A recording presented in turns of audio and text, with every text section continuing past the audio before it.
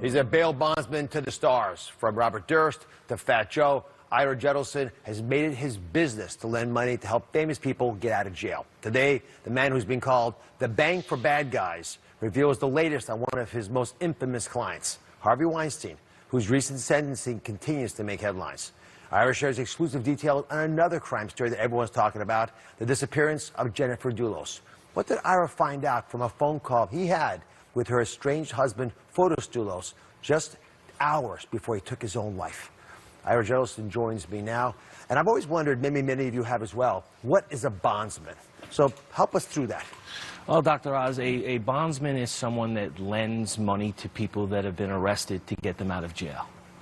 I am a bank for people that have been arrested to give them the opportunity to come out and fight their case from the outside. So I'm just curious, how does someone become a legal loan shark? That's what you're called sometimes. You come out of college thinking, I want to do this? No, I've been involved in a lot of different businesses before this, but I got involved in the business a little over 20 years ago. And I got put on the map by a very high-profile attorney that called me for DMX, the rapper. I jumped to it. I got DMX out of jail as quick as possible. And then other different attorneys relied on me to be there for them.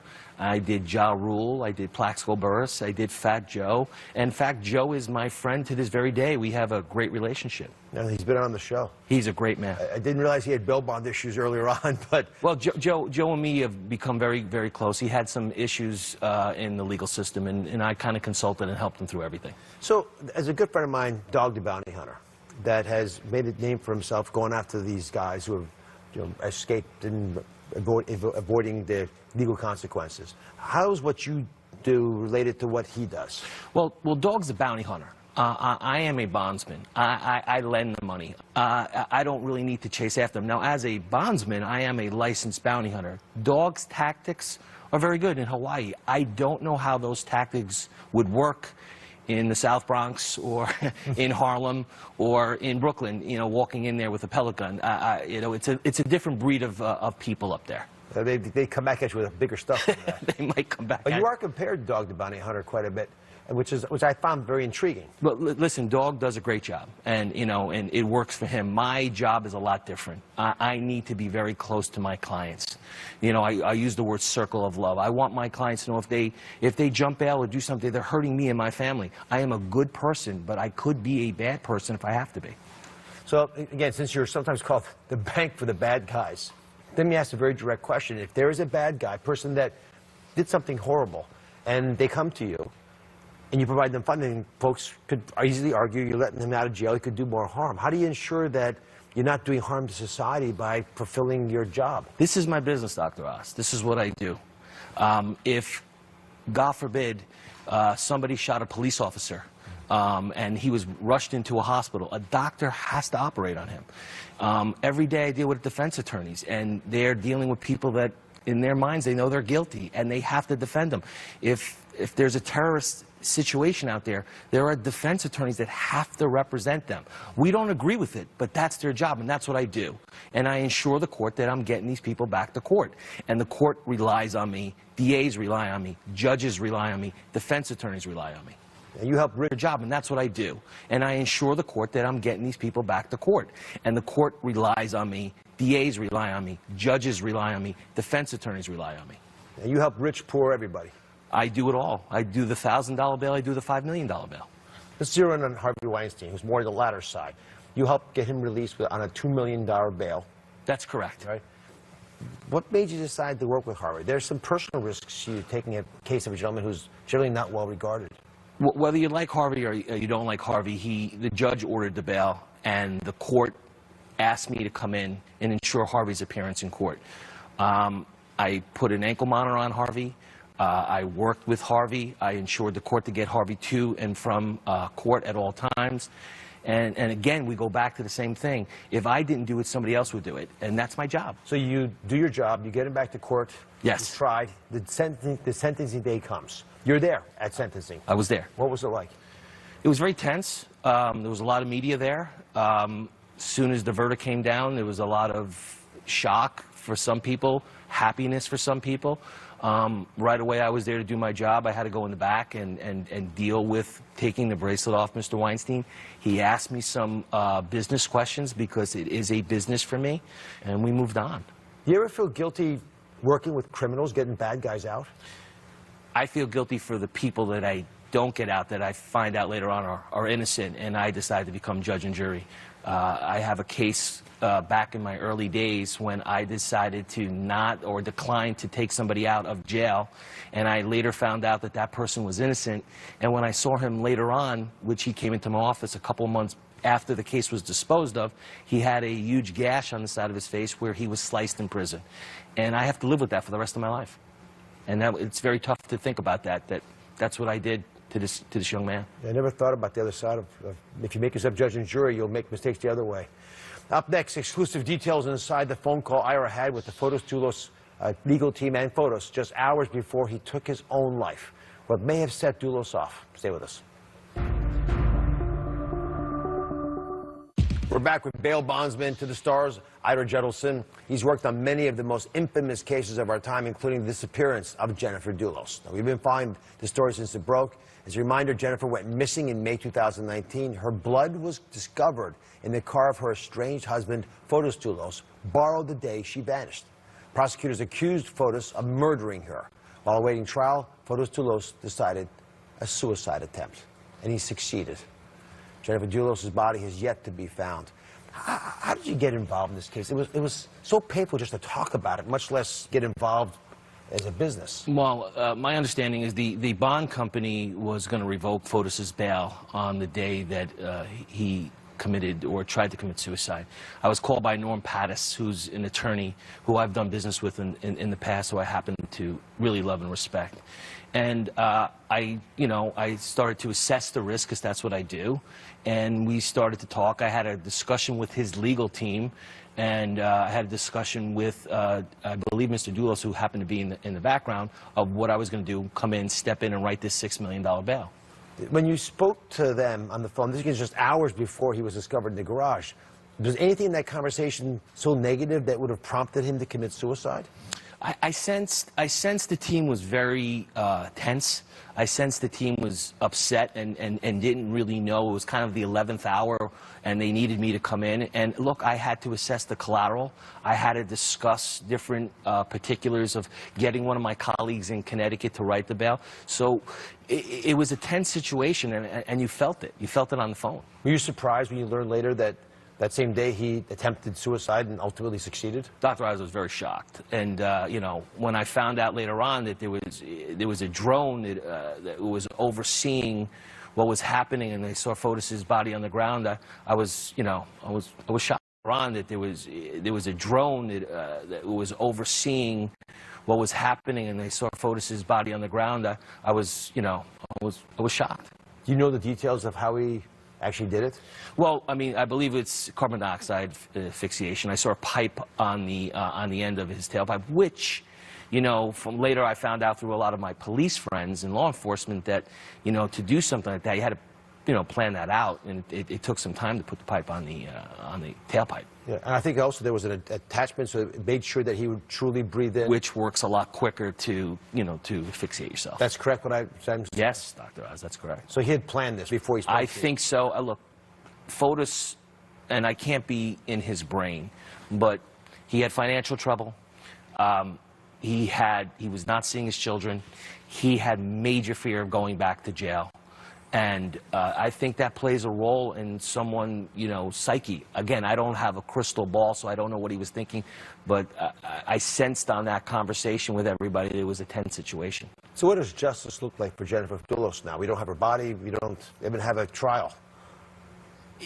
I think the public is never going to really know. I don't know if they're ever going to find the body. I do believe Mr. Pattis had a strong defense in his opinion. In my opinion, I really don't know too much about the case, except that I was willing to step in and help and assure the court again, as my job, that I was going to bring Mr. Dulos back to court.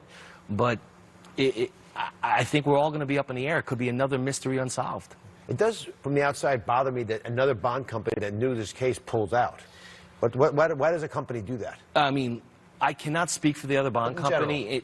I don't know the technicalities of why they were looking to pull out. I've written many large bonds, and that's why Norm came to me.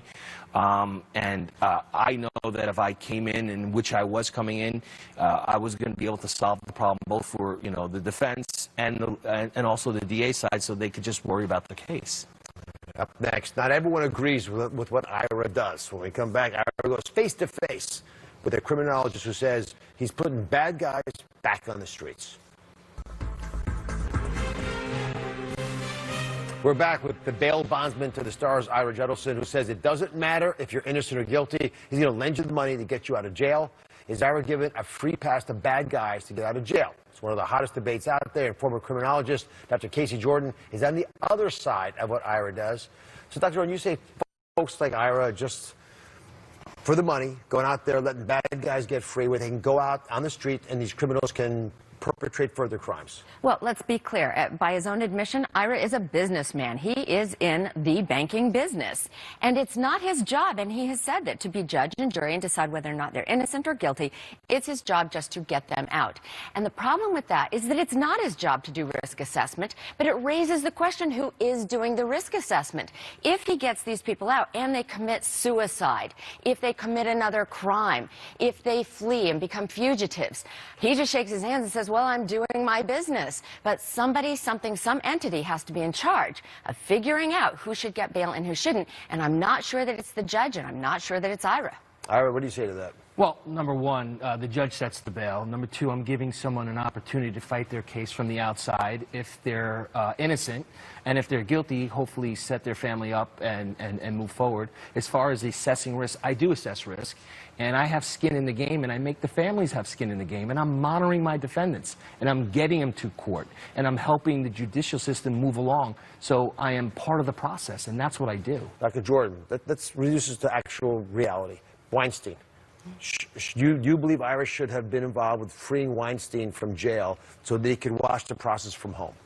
Well, here's some issues with Weinstein. He has no lack of money to make bail, and everyone's worried about a flight risk. Let's assume he's not a flight risk, but there are other things people can do on the outside besides preparing their case and setting up their family, and that includes intimidating witnesses, tampering with evidence, and in the last analysis, it's just incredibly disrespectful to the victims who allege that Harvey Weinstein was their rapist. And if you think about that, the message that sends, especially in the Me Too movement, that in the last analysis, it's just incredibly disrespectful to the victims who allege that Harvey Weinstein was their rapist. And if you think about that, the message that sends, especially in the Me Too movement, that you can have somebody like Weinstein with no lack of money just saying, I'm going to walk around and I'm going to tamper with my ankle bracelet. And that's why his bail went up, because he couldn't be trusted. So it just sends a really bad message when only the wealthy can make bail. Ira?